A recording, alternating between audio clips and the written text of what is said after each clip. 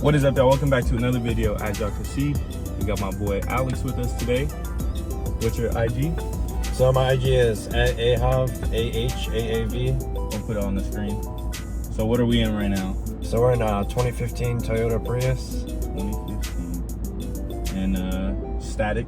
Yeah. Are you the only static one on island? So, yeah, on the island, Yeah. the only static one, yes. There's actually another guy that lives up in Mililani. He's built a couple bagged ones, and one of them actually went to SEMA. But as far as static ones, this is the only one. The static. Would you say you're the lowest car on the island? Go as far as the lowest static car on the island, I would probably say so. Yeah. And if you disagree, then I'll be more than happy to look at Yeah. what you got to show me. And you do everything like super proper, right? Yeah, so I'm big on like big things like torque specs, structural integrity. I do daily my car, so I want it to be reliable. I don't want it to leave me stranded or anything. I don't want to break stuff. So I'm big on when it comes to all things related to that. What issues have you ran into with daily in it? So the biggest issue I actually ran into, which was last week, was that I ran out of gas. Oh yeah. So you might have seen that on my IG story.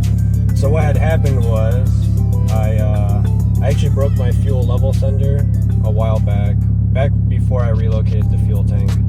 So the fuel level sender stopped working, probably from hitting the gas tank on the ground too many times. So I actually never know exactly how much fuel is in my tank. The way that I count it is every time I go for a fill up, I reset my trip odometer, and then I know that I usually get 45 to 50 miles per gallon. So once I get around that 400, 500 mile mark on the trip odometer, I'll get gas and then I'll reset it. And it has never failed me yet so far. But when I did my fuel tank relocation, I actually chose to initially not route all of the charcoal and vapor canister system hoses. Yeah. So my charcoal and vapor canister were actually running just an open loop. They were isolated from the fuel tank itself, and then I think I only ended up getting like 300 or 400 miles to the tank, and then I completely ran out of gas unknowingly. Yeah. But since then, actually this past weekend, I went ahead and bought extended hoses, rerouted the entire system, closed that loop back up, and then I'm back up to getting almost 50 miles per gallon. I mean, the gauge right there says 49.6. Yeah. So that's what we're getting for fuel economy right now. And then all my check engine lights went away. I think I had like 8 different codes for evap leaks. Oh, damn. So nothing crazy, but it did definitely significantly affect the fuel economy. But now that I got it all hooked up and running again, everything's good to go, just like normal. So, did you have to raise the motor? Yeah, so most recently I actually raised the engine, raised the subframe. I did a couple things with the fuel lines and the exhaust to get them up a little bit higher off the ground. And then, of course, the fuel tank relocation to the trunk. So that was the latest things I did. And then once I was able to do all that, I was actually able to lower the car another inch. Another inch, huh? Yeah. So, and you said you take out fucking, what are those things called? The reflectors? Yeah. That's like your other problem? They call them the monopuas here. Yeah. But, so the reflectors, just changing lanes on the freeway can get a bit ugly. We'll probably see that a little bit later in the video. But, yeah, changing lanes, just kicking up stuff. And then riding crowns. I mean, driving a car this low, you tend to figure out that the road is not as flat as you once thought it was. So I actually have not gotten stuck on this new setup yet. So I do daily it and haven't gotten stuck. I'm able to clear the speed humps on the 18-inch wheels, so a little bit higher setup. But with the 17s, I usually only put that on for like weekends, meets, and shows. Yeah. Is that what we're on right now, the 17s? Yeah, so we're on 17s right now. So it is my lowest setup. So 17s with 205/40 tires. Damn. And then... What wheels are they? So these are carving head violators. I think I have one of 2 sets in the States. So I've seen one other set only from a guy that built them in California. But funny story about these wheels is they were actually being sold by some guy in North Carolina that didn't know what they were. So he was like, I don't know what these are, so come pick them up for $1,000. Oh, damn. And then I had a buddy in South Carolina. So shout out to Steven Barron, that's who picked them up for me. We can plug his IG later. But he drove up to North Carolina from South Carolina, picked up the wheels for me. He shipped them over to me, and then I actually had them rebuilt. So they're 2-piece welded. So the phases had to get cut out, re-chromed, and then we got them re-welded. So the specs right now are actually a 17x9 plus 15. Before you say something about the weak ass specs, this car you cannot run crazy specs on. It's one of the biggest kick in the nuts I got initially when building this car. So I came from the Subaru platform prior to, and I was able to run like crazy setups, 10.5 wide wheels, super negative offsets. By getting this car, I was really able to see how shallow these fender wells were. And then I'm forced to run like 9-inch wide wheels, which, when the car's low, it actually doesn't look too bad. So yeah, it looks wider. I thought it was wider. Yeah, so with the offsets and everything like that, it looks a lot better, I would say. And then for tires, I'm usually running anywhere from 205/40 to 215/35. That's usually the sizes that I stick with. And does it ever rub? It does rub, Yeah. so I don't have full lock. And then, you'll hear the rubbing when I turn, but Yeah. Yeah, it rubs a decent amount. I'll have shaved rubber on the fenders and all that good stuff. But yeah, it's just part of the process. What suspension? How do you use this one? So this suspension is a Broadway static setup. They actually don't make coilovers for this car, but I had this setup custom made. So like starting with the front coilovers, I actually used strut bodies from the Subaru. So I had the strut itself. Yeah, and then had those valved to 18K spring rate. And then I contacted Broadway because they were a big supporter of my previous build. And then they built the top hats, pillow ball bushings, the lower mounts, basically everything for those strut bodies in order to be compatible with this car. So that was for the fronts. The rears was a lot more complicated. They were also made by Broadway Static. However, I'm actually running the first true rear conversion for the 3rd gen Prius in the world. Surprisingly, this hasn't been tried yet already, but normally from the factory, the rear suspension is a divorce setup. So it has the strut separate from the spring. It's got the spring sitting in the spring bucket. Yep.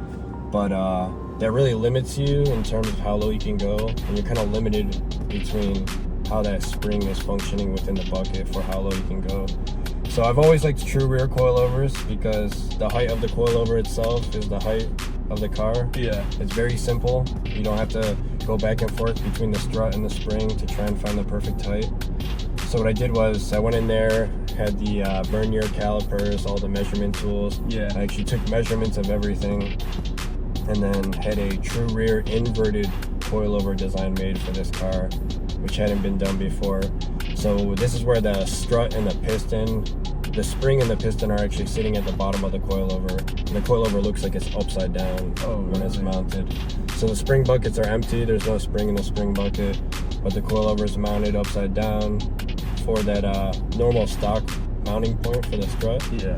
And then I have a strut brace bar going across it because that basically just serves as a reinforcement for the strut towers, since they're normally not rated for that kind of pressure being put up against the mounting points. So how do you think of all this shit? Because obviously you're pretty dedicated to it, right? Yeah, for sure. So like I was saying earlier, the biggest things are reliability, right? Yeah. The last thing I want is to second guess myself or be worried about something. And then, I take a lot of pride in doing my own work, so that if something were to go wrong, I can't really blame anyone else except myself. Yeah. Unless it was some sort of manufacturer defect or something like that. So I'm really big on reliability and things like that, holding myself accountable. And then the Prius was actually something that I started working on before I got the car itself. So when I had the previous build, the Subaru, and then I started parting that out, put it back to factory, I knew that I wanted to get a Prius, but the first steps of my process were actually looking at suspension diagrams and looking at all these different things, looking at how people in Japan lowered their Priuses, looking at what kind of obstacles they had to overcome and what they had to do to make it work. So me looking at suspension diagrams, I was kind of like, oh, you could totally make a true rear setup work with the suspension. I'm surprised no one has tried it yet already.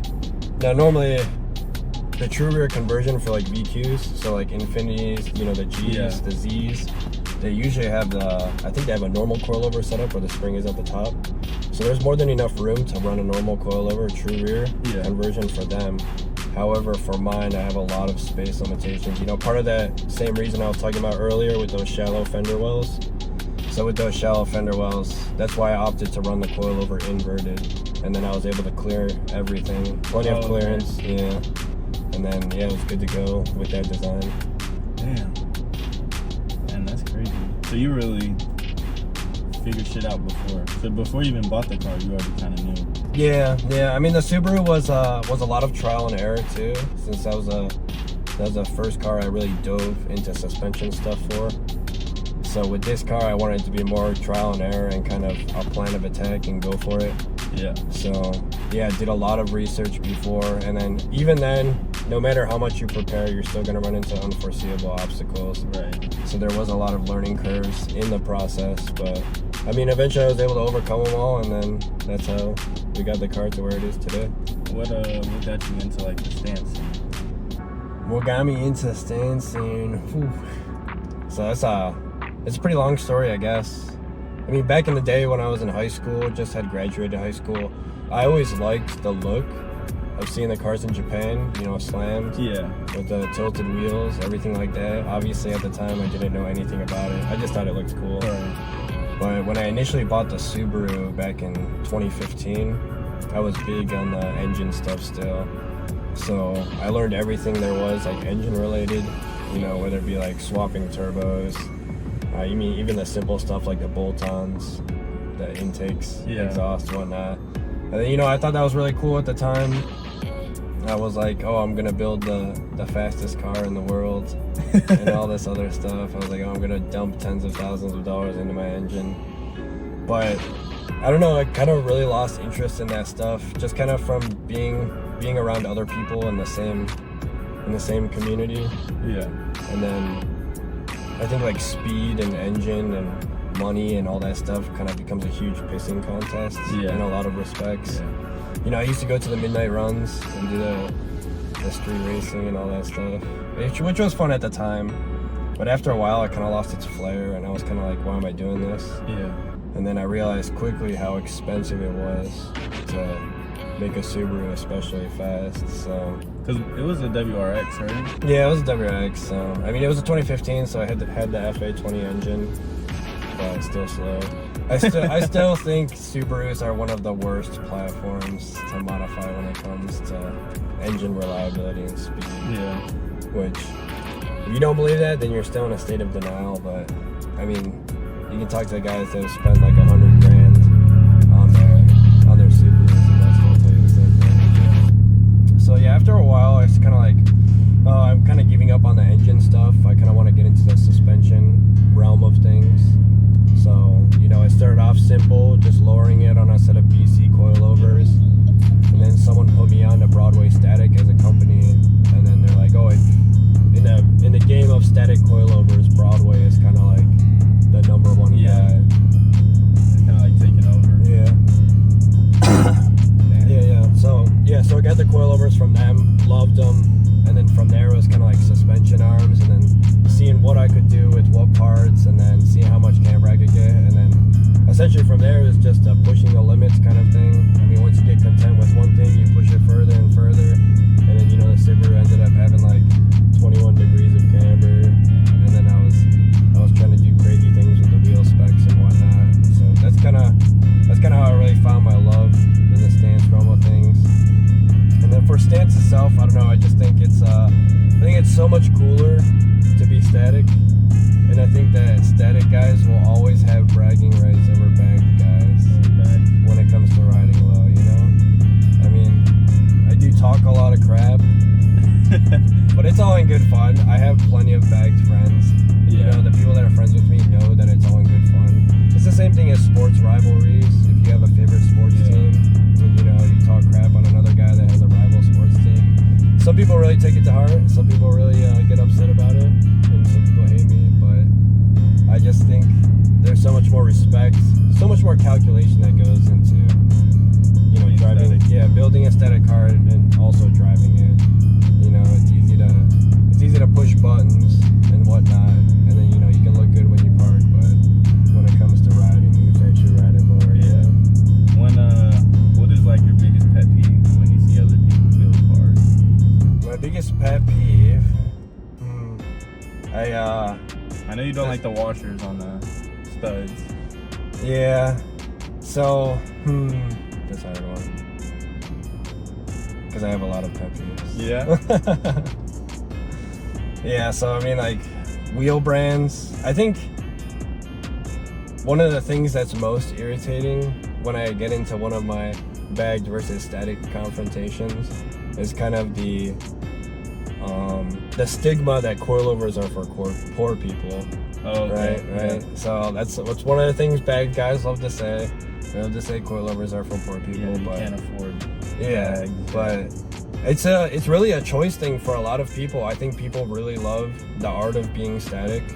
They love everything that comes with it, you know. And then at the end of the day, being able to say like, yes, I do drive at the same height that I park at. Right. So it's like, and then there's cheap coilovers and there's expensive coilovers. You know, there's different qualities of air ride. There's different qualities of coilovers. So I mean, me being on, just the simple fact that I'm on coilovers does not imply brokenness or a lack of money. Because I mean, if I really wanted to spend the money elsewhere, I could always purchase the air management and the air suspension and all that good stuff. I mean, as a whole, the system is more expensive than coilovers. Yeah. Even if you buy the most state-of-the-art coilovers, you know, usually a complete air system is more expensive. However, it's not always a financial factor that's driving the decision point for that. So that's probably my biggest pet peeve. You know. Yeah. Yeah. This will be the last thing when you go for a drive. What am I trying to say? Have any other Prius people like helped you out with your build? Yeah, absolutely. Like Instagram. Absolutely. So I want to give a shout out to multiple people. So 326 Panda is actually a static Prius guy out in Arizona. He is a huge simp, so I always give him crap for that. But yeah, he's been a solid guy. He puts me on. He's always on Japan auctions looking for different parts and stuff. And then he's actually a big reason why I've gotten some of the parts on this car from Japan, is he'll actually link me to it. And then, you know, my wife actually would end up buying the parts for me. My wife has bought a lot of stuff for this car, so I did want to give her a shout out too. Let me take a drink. Yeah, so I actually met my wife through the building of this car, which is kind of crazy. But she had a bagged CT200. So for those that don't know, the Lexus CT200H is actually the Lexus Prius. So it's actually the Lexus version of this car. Really? Yeah. I didn't know that. Yeah, exactly. So same drivetrain, front suspension is exactly the same. The only thing that's different suspension-wise is the rear. So this car uses a torsion beam setup, but they have a double wishbone setup, so it's a little bit more bougie. But yeah, I met her because I built this car, and then I would travel around a lot for work. And then wherever I traveled to, I would host meets and have people come out. And then she just happened to be at one of the meets that I hosted over in Southern California. So that's when I met her and I got to see her car. And yeah, I mean, the rest is history for that. The other person I want to give a shout out to was Kirk. So Kirk is also from California originally. He now lives in Arizona. But you might have seen me post his Prius on my story. He's got the dark gray one. Okay. You posted it recently, right? Yeah. So yeah, he was doing a lot of static things out there in California prior to him moving. You know, and then seeing his car and then a little bit of Nathan's car, Nathan's 326 Panda. Okay. But yeah, seeing their cars, I was like, okay, this looks really good. And then, yeah, people are doing it in the States. You know, I talk to them a lot. We still talk to this day. But yeah, that's the main Prius people. I mean, Prius people in general in the States are few and far between. I too talk to a lot of the Japanese guys too. They like my car, I like their car. Yeah. We exchange messages back and forth. But yeah, in terms of the people in the States, those are the big ones. So yeah, my wife, Nathan, Kirk, thank you guys. Hell yeah.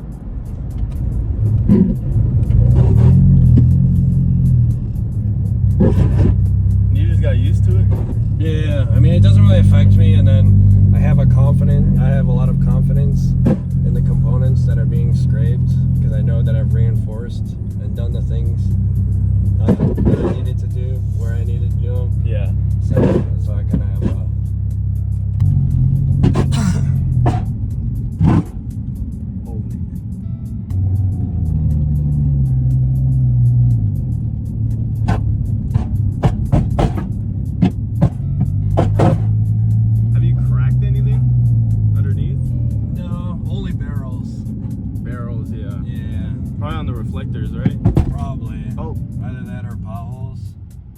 reflector we just hit. Oh yeah, there should be some good clips of reflector carnage. That guy's probably like, oh my god. What up?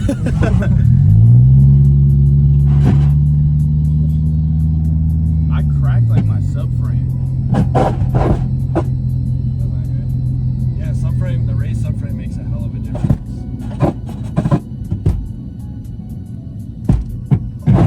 Oh my. Does it drive sketchy? No, it's actually really good. That's good. I mean, I aligned the car myself, so the alignment's good. Yeah. It feels solid. Yeah, so I hate switching lanes for the cars behind me, but it's a necessary evil. So, Oh, because you're definitely 100% taking it out? yeah, I'm gonna take out all of these reflectors. So this person, I'm trying to let them get past me, but they're not gonna let me. So get ready for the carnage.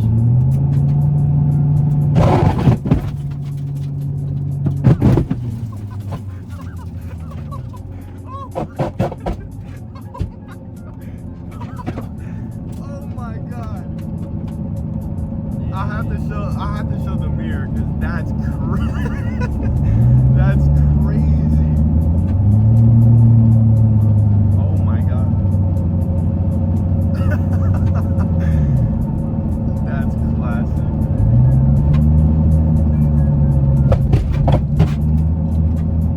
Holy shit. No reflectors. Yeah. There's a couple areas on the freeway where it's safe to change lanes. Holy shit. Oh my god.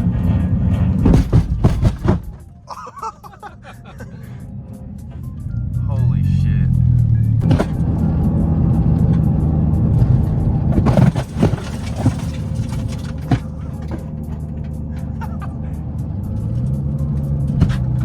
Oh, clear, good.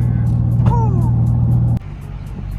This car is fucking insane. Shout out to Alex, man, for letting me review his car. W fucking vid. Phone was about to die, so we didn't really get it all, but